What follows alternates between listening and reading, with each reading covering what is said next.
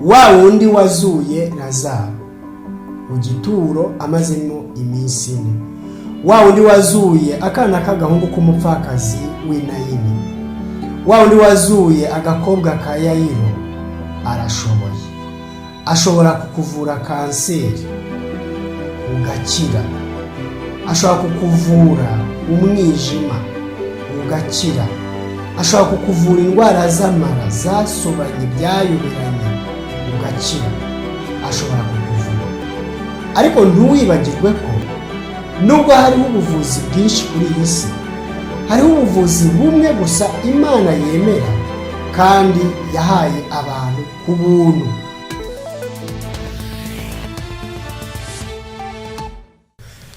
Nongeye kuguha ikaze inshuti muvandimwe, wowe wahisemo gukurikira iki kiganiro kandi ukaba usanzwe ukurikira ibiganiro byacu bikakunyura, wowe unezezwa n'ubumenyi dutanga muri ibi biganiro kandi ukabushyira mu bikorwa ndetse ukabusangiza bagenzi bawe.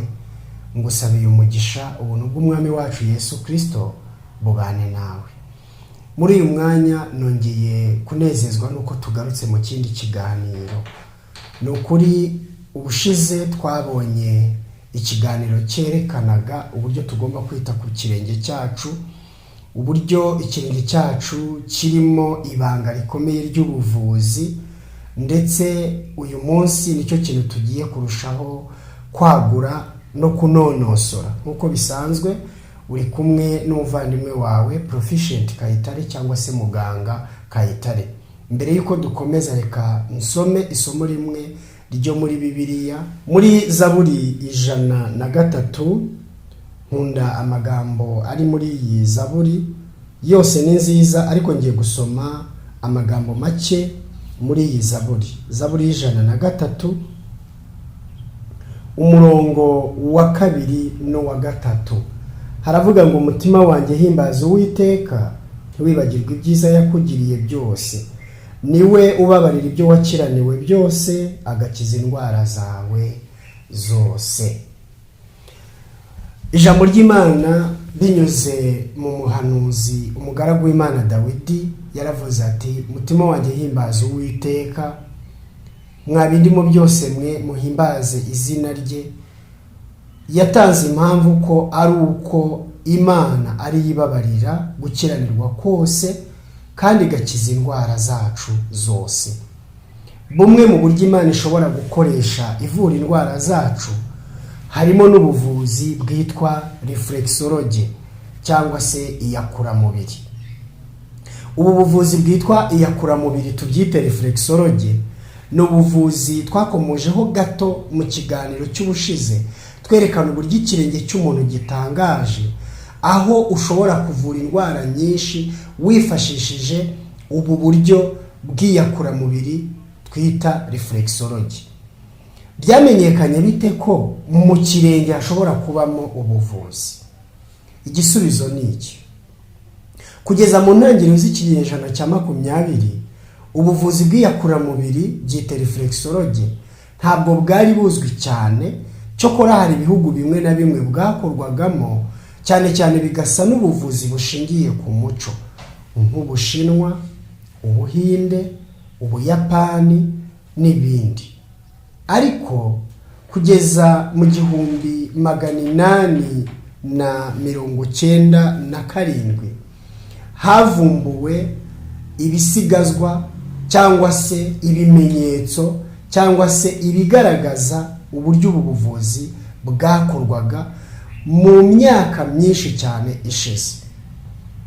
Mu mva y'uwitwaga Ankh-Mahor ahitwa Isukara muri Misiri ariyo Egiputa ya kera, havumbuwe amashusho yerekanaga yuko uyu Ankh-Mahor yari umuvuzi wavuraga akoresheje ubu buvuzi bw'iyakuramubiri reflexology. Muri iyo mva y'ubuvumo hari harimo amashusho. Ayo mashusho yerekanaga umuntu bakanda ikirenge n'undi bakanda ikiganza. Noneho uwo bakandaga akavuga ati, urambabaza cyane. uwo wakandaga akamubwira ati urababara ariko uzanshima, you will praise me, uzampimbaza muri make. Ibyo rero byatumye ubushakashatsi butangira kugira ngo hamenyekane ubwo buvuzi ubwo ari bwo n'uburyo bwakorwaga. Mu ntangiriro y'ikinyejana cya 20 uwitwa Dr. William Fitzgerald, umunyamerika wari umuganga w'indwara z'amatwi, amazuru n'imihogo, yaje kuvumbura ibyo yise zone therapy, byite ibice bivurirwamo mu kirenge. Mu bushakashatsi yakoze yasanze umubiri uteye mu buryo iyo ukanze igice kimwe cy'umubiri ikindi gice gishobora gukorwaho. By'umwihariko mu birenge no mu biganza yasanze ari ibitangaza cyane. Asanga mu kirenge hari ibice byumva cyangwa se bishobora gukorana n'ibindi bice by'umubiri mu myumvire yabyo, aho ushobora gukanda ahantu hamwe ikindi gice kikumva ibyo gikorewe cyangwa se ibyo gikozweho. Ibyo rero byatumye acora ibyo yise zone therapy. Izo zone therapy ziba 10 nk'uko umuntu agizwe n'amano 10. Amano 10 umuntu afite nizo zone therapy zinyuzwamo ubuvuzi mu birenge. Izo zone therapy zihera mu bworo bw'ikirenge mu mano, zikazamuka zikagarukira mu mutwe ku bwonko, zikongera zigahetura nanone zikamanukira mu maboko kugeza mu biganza ndetse no mu ntoki nanone nk'uko ari 10. Amaze gukora iki gishushanyo cyangwa se iyi chart zone therapy 10, yazigishije abandi bantu harimo uwitwaga Dr. Joseph Lilly, Edwin Bayer n'abandi. Ubushakashatsi bwakomeje gukorwa bwerekanye yuko ubu buvuzi bushobora kuvura indwara nyinshi cyane zitangaje, ndetse zimwe na zimwe ari izitwa ko zishobora no kuba zidakira. Reflexology ni ubuvuzi bukangura umubiri w'ubwawe ukivura. Twese turabizi ko Imana yaturemanye ubudahangarwa buhangana n'ibitero by'indwara bitugabwaho. Bityo rero reflexology yo ikaba umwihariko mu gukangura ubuvuzi Imana yadushyizemo, umubiri ukivura nubwo waba utanyoye ikinini cyangwa se isaro ry'ikinini. Reflexology rero ni ubuvuzi bwiza kandi n'ubuvuzi butangaje. Uyu yaje kwitwa Modern Fathers Reflexology cyangwa se umubyeyi wa reflexology ya kijyambere. Ntabwo byagarukiye aho ngaho. Umwongerezakazi Dr.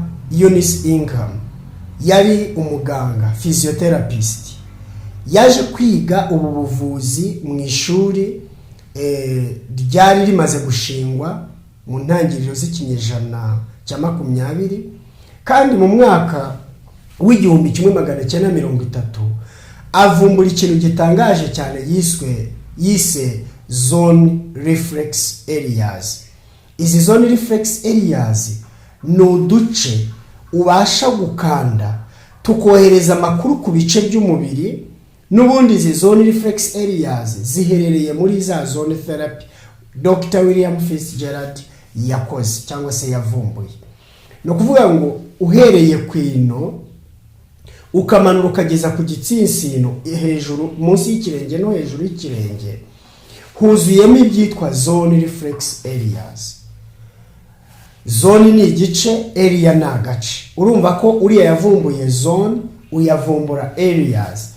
Zone nini cyangwa se igice kinini kirimo noneho utundi duce duto, kandi utwo duce tukaba turimo ibyitwa sensor nerves cyangwa se zone reflex.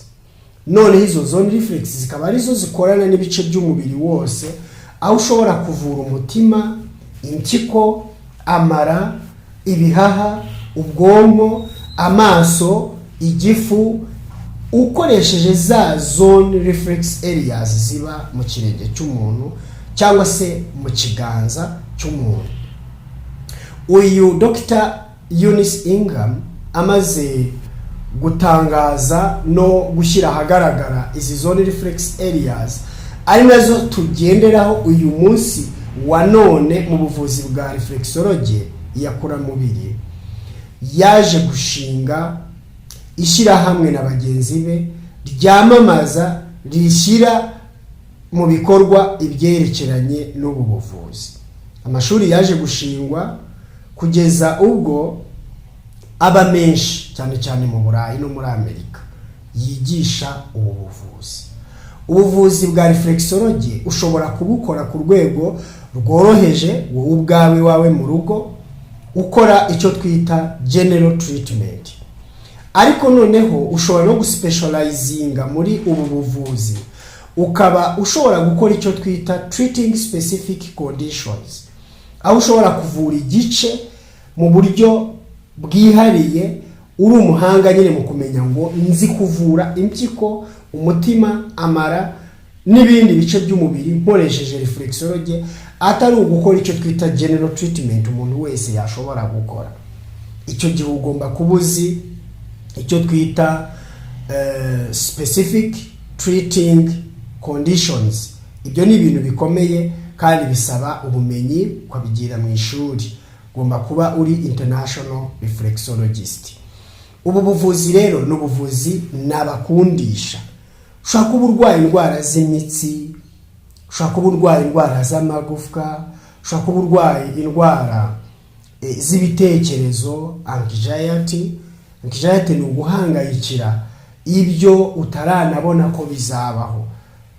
Ushobora kuba ufite depression uhangayikiye ibyakubayeho, ushobora kuba ufite stress uhangayikiye ibyo urimo gucamo, ushobora kuba ufite izindi ndwara zikomeye, ariko ndakubwiza ukuri ko ubuvuzi bwa reflexology bushobora kugufasha.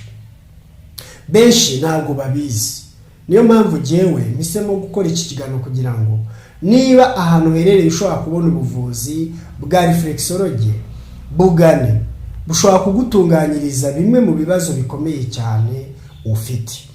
Ahari wenda ntabwo ubizi yuko ubu buvuzi buhari. Niba utazi aho wabona ubu buvuzi, ndi umwe mu baganga bakora ubuvuzi bwa reflexology ku rwego mpuzamahanga, international reflexologist, kandi ubaye udashobora no kungana bitewe n'aho uherereye ukanyifashisha, nakubwira uburyo wabigenza kugira ngo ubone umuganga w'umwuga muri ubwo buvuzi. Ndagira ngo mumenyeshe neza yuko usibye kuba wenda wagana abavuzi cyangwa se wagana ubu buvuzi, uramutse ushaka no gufata amahugurwa muri ubu buvuzi, ndakubwiza ukuri yuko nagufasha. Turafasha abantu kugira ngo babone amahugurwa muri ubwo buvuzi.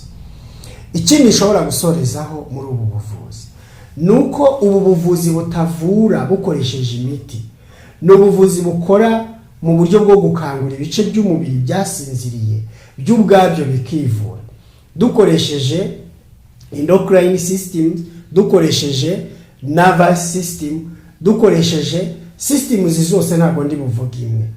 Bishobora kukorohera kubyumva. Twebwe dukora abasirikare b'umubiri dukoresheje izo sensor nerves cyangwa se zone reflex. Ba basirikare bakoherezwa ahantu hari ikibazo, umubiri ukivura mu buryo bwihuse, kandi indwara nyinshi twarabibonye ko zikira binyuze muri ubu buvuzi. Ndetse na zimwe baba barakubwiye bati hari igihe rwose utazakira. Ubu buvuzi bufasha abantu bafite ibyo bibazo, Imana ikagenda ibagarurira ubuzima bwabo. Muri Yeremiya igice cya 30:17,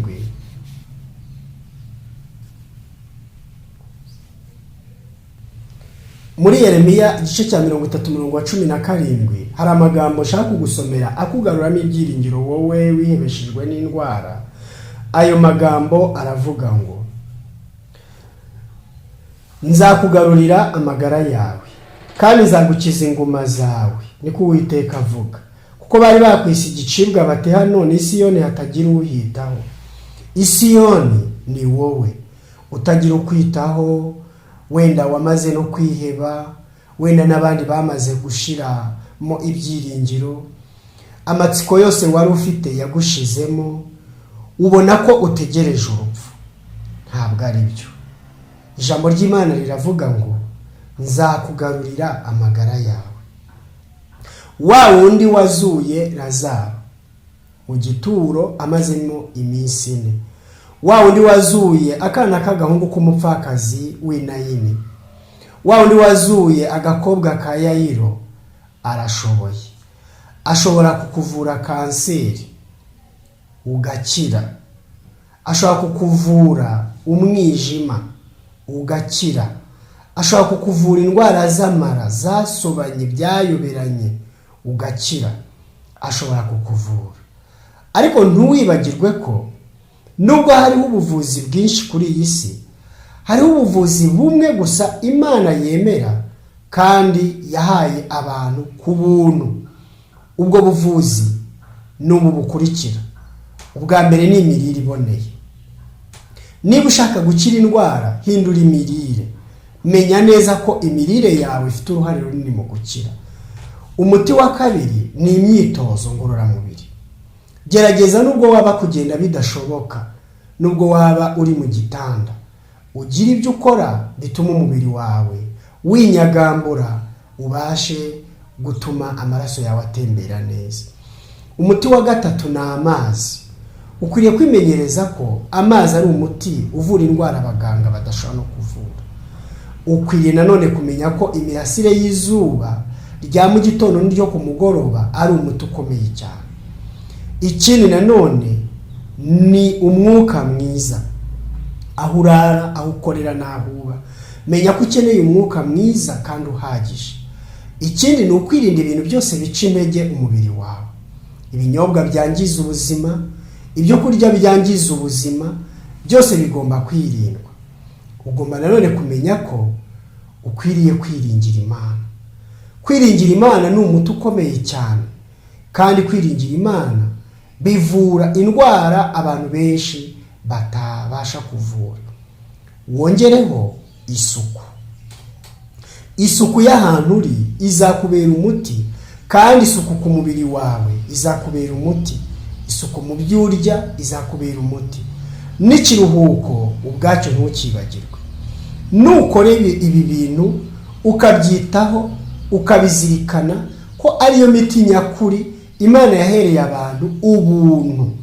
Ibindi byose nubikora byagutwara ikiguzi, wabikora igihe gito cyangwa kirekire, bizatuma gukira kwawe byoroha. Uwiteka kugirire neza, aguhe umugisha, kandi nanjye ngusabiye gukira. Reka nkuko nabivuze ko dusoma isomo hanyuma kandi tugasenga, dusenge. By'umwihariko tugiye gusabira abarwayi. Data wa twese udukunda uri mu ijuru, Mana y'amahoro, turagushimye. Tugushimiye igitambo cy'umwana wawe Yesu Kristo waduhereye ubuntu, akaba incungu y'ibyaha byacu. Igihe ibyiringiro byacu byari bishize, watugaruriye ibyiringiro kubw'urupfu rwe n'umuzuko we. Uhabwe icyubahiro. Tuzirikana abantu barwaye, abarwayi bari mu bitaro kwa muganga, abarwayi bari mu ngo zabo, abarwayi barwaye indwara z'igihe kirekire. Bamwe n'ubu baratwumva baryamye mu buriri bwabo. Nyamuneka Yehova, turagusabye ngo ikiganza cyawe gikiza gikore kuri abo bantu. Ubigishe gukosora amakosa yose bakoze, n'amategeko yawe bishe yose ubahe kwihana babikuye ku mutima.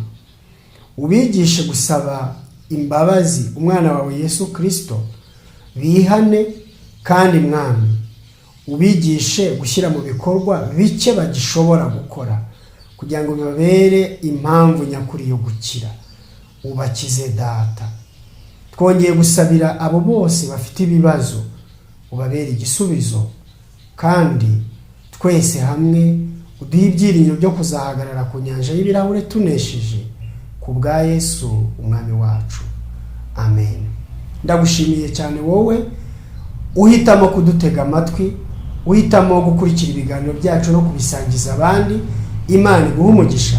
Wari kumwe na Proficient Kayitare.